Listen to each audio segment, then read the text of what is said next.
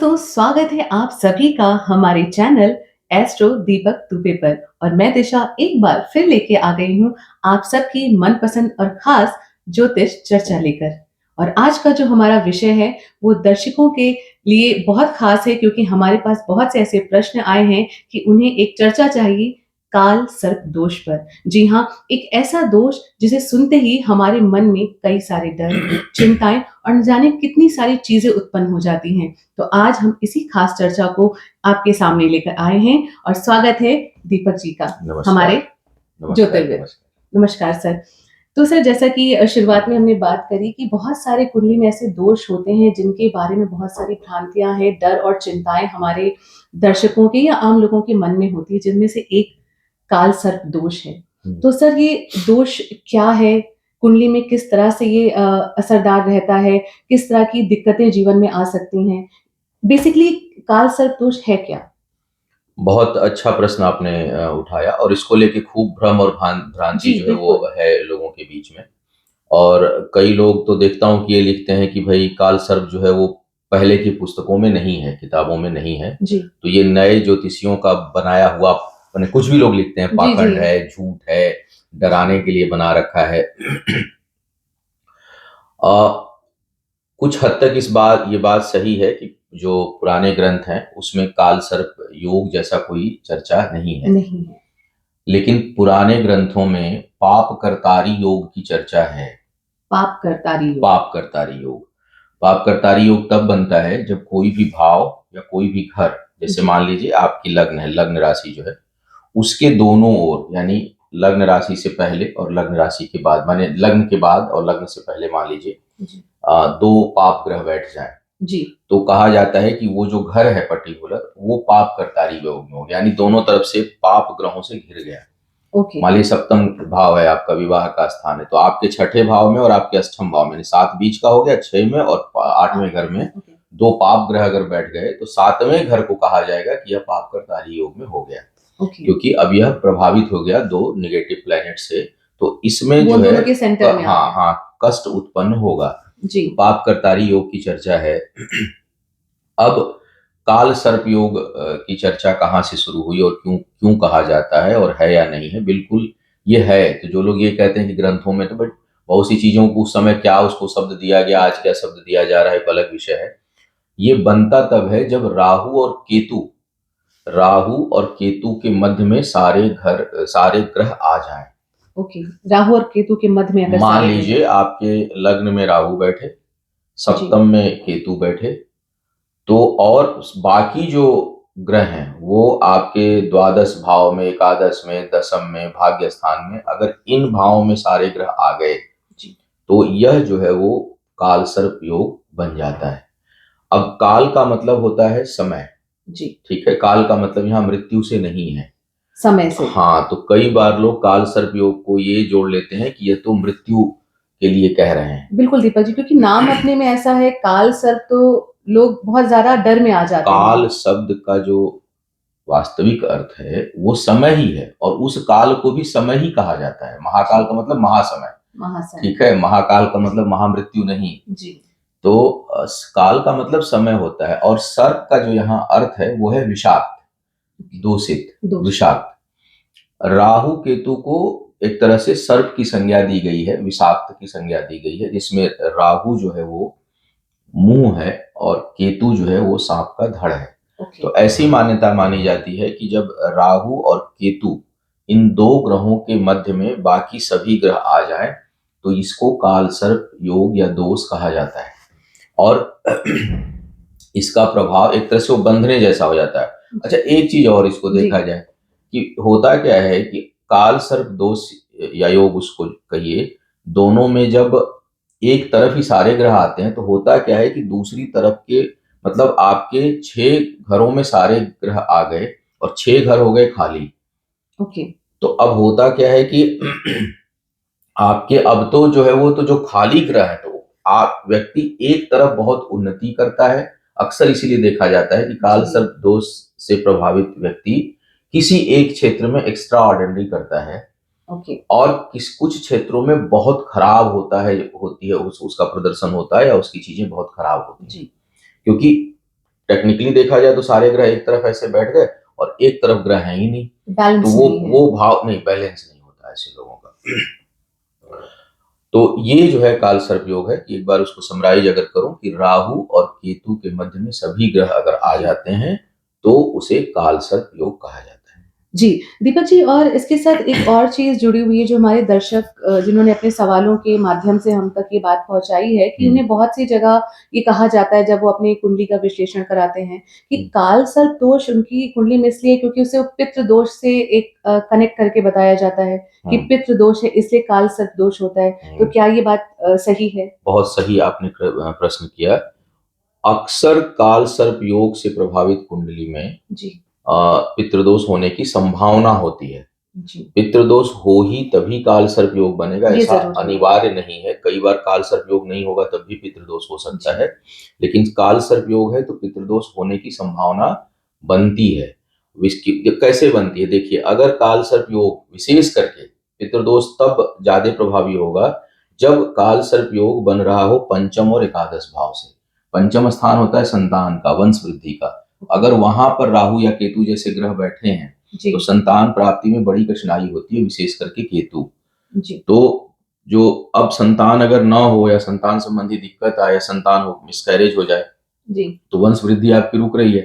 तो वंश वृद्धि रुक रही, इसका मतलब, और वंश वृद्धि उन्हीं की रुकेगी जिनकी कुंडली में पितृदोष होगा।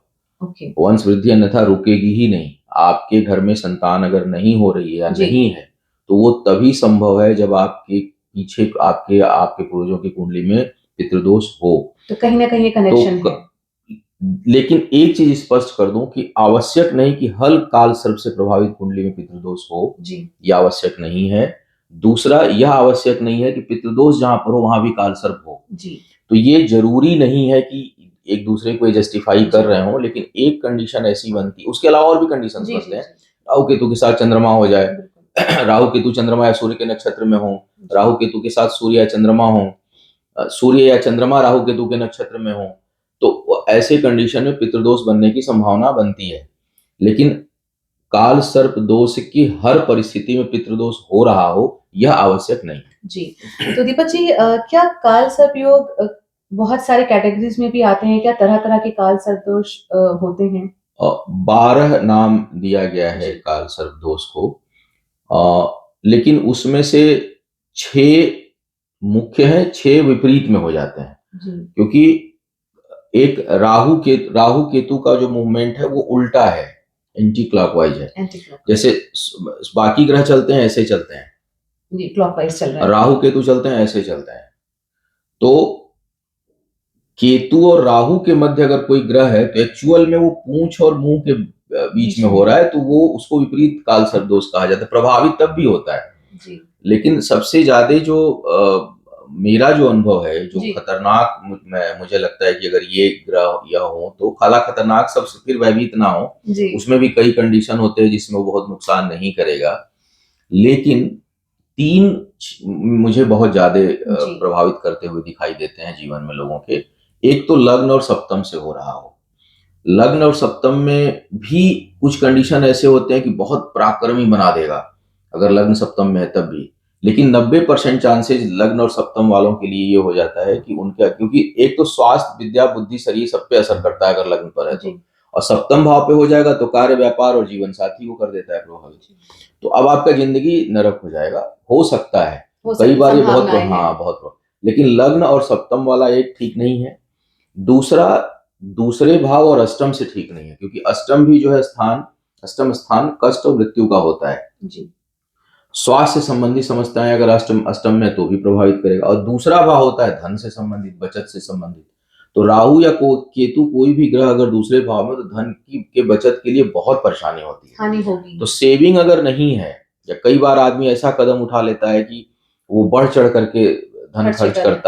करता है, बड़े स्टेप ले लेता है बिना डरे या बिना सोचे या बेचैनी में या अति उत्साह में या भावनात्मक कारणों से, जी, तो उसको बड़ी धन हानि होती है। तो होता क्या है कि धन है नहीं, स्वास्थ्य डिस्टर्ब होगा तो आदमी फिर परेशान हो जाएगा बहुत ज्यादा, बिल्कुल। तो वो जीवन को बहुत डिस्टर्ब करता है। तो 1 और 2 माने लग्न सप्तम, सेकेंड और अष्टम, जी, और तीसरा जो है वो पंचम और एकादश से।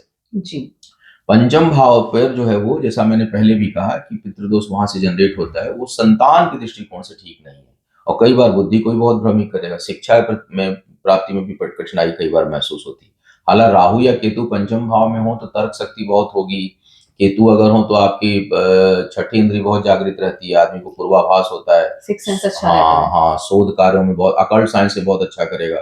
जैसे ज्योतिष वगैरह है, चाहे कोई प्राच्य विधाएं हैं, वहां पर अगर केतु पंचम में प्रभावित कर रहे हैं तो इन सब चीजों के लिए बहुत ज्ञान दे देते हैं। राहु तर्क शक्ति और एनालिटिकल पावर बहुत अधिक देता है, लेकिन संतान वृद्धि के लिए ठीक नहीं है और संतान के कारण मानसिक अशांति और कष्ट होता है।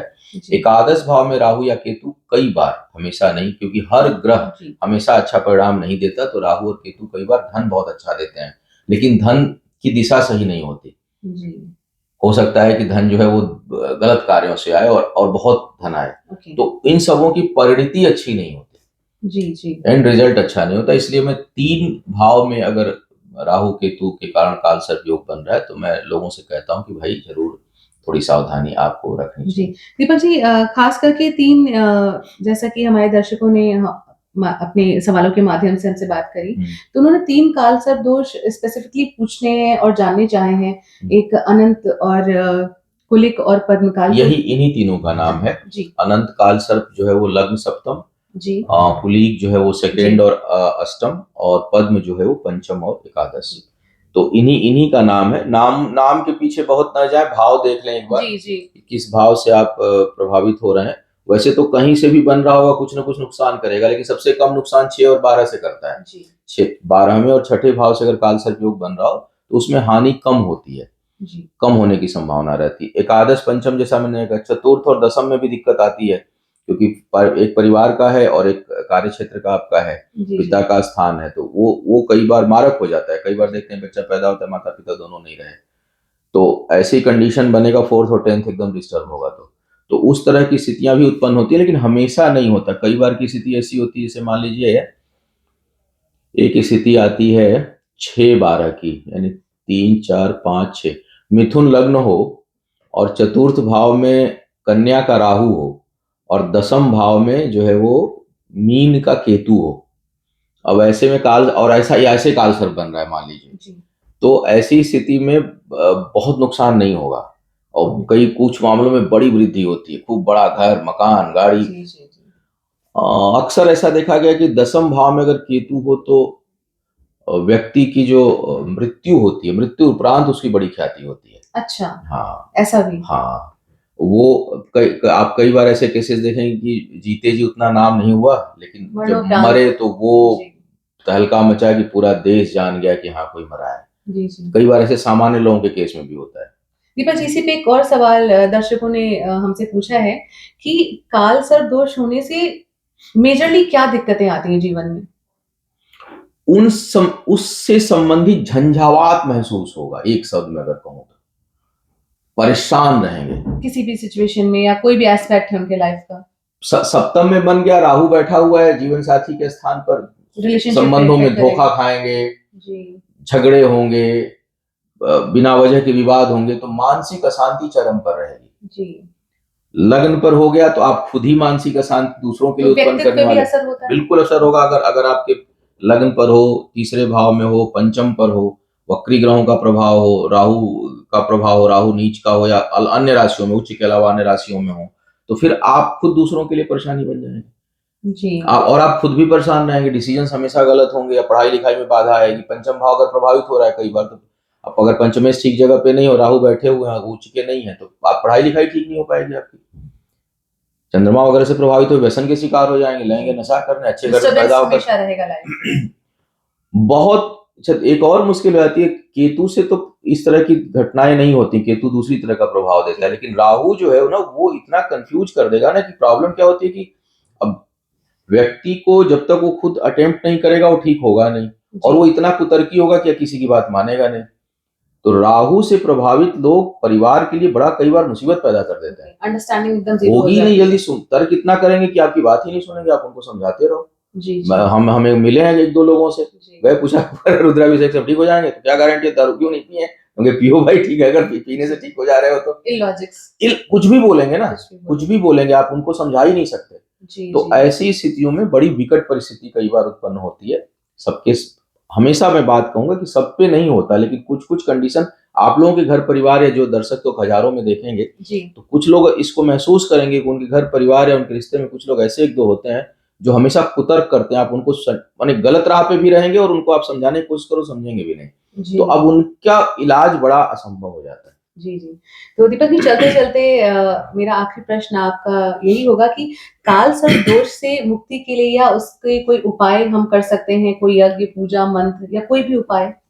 हाँ, काल सर्प दोष से अगर आपकी प्रभावित कुंडली हो, तो जी। जैसे ही देखें बच्चे की कुंडली में, घर परिवार में, तुरंत काल सर्प दोष की शांति पूजा कराएँ।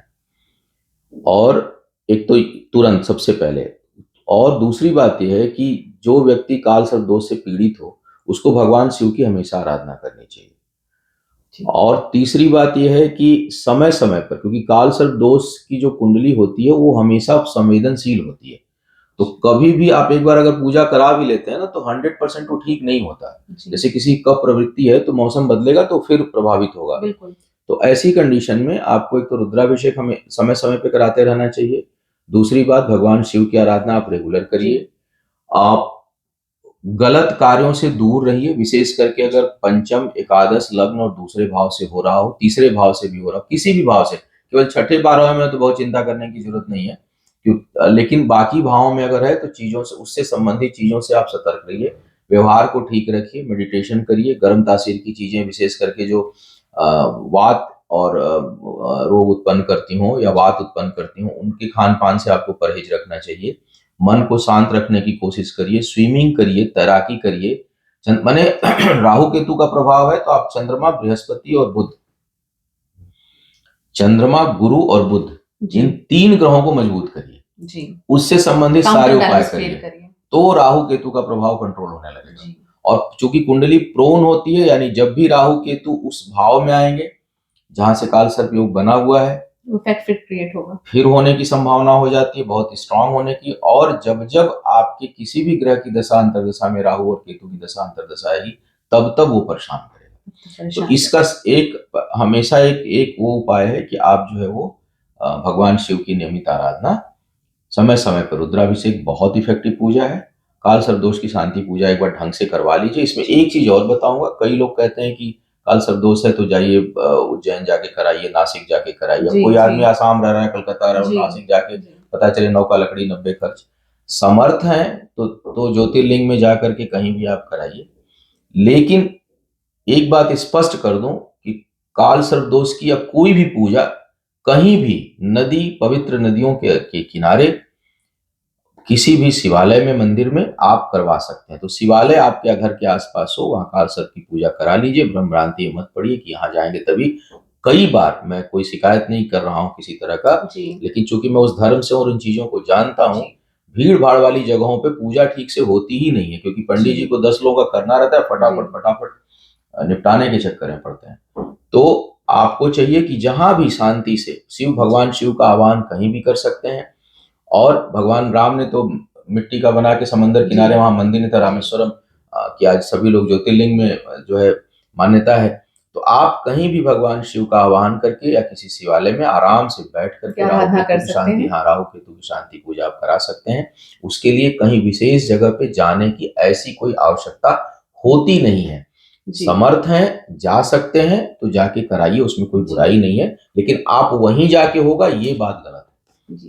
दीपक जी बहुत-बहुत शुक्रिया। आज की चर्चा बेहद ख़ास रही क्योंकि हमारे दर्शकों के मन में काल सर्प दोष को लेके बहुत सारे सवाल थे, उन्होंने बहुत सारे प्रश्न हम तक भेजे थे और आपका बहुत-बहुत शुक्रिया। आपने इतने बेहतर ढंग से हमारे दर्शकों का मार्गदर्शन किया और उम्मीद करती हूँ कि हमारे दर्शकों को उनके सवालों का जवाब मिल गया होगा।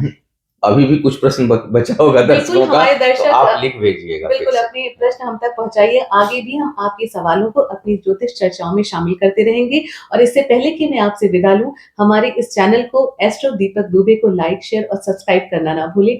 जल्द मिलती हूँ आप सबसे दीपक जी के साथ नई ज्योतिष चर्चा में। नमस्कार। नमस्कार।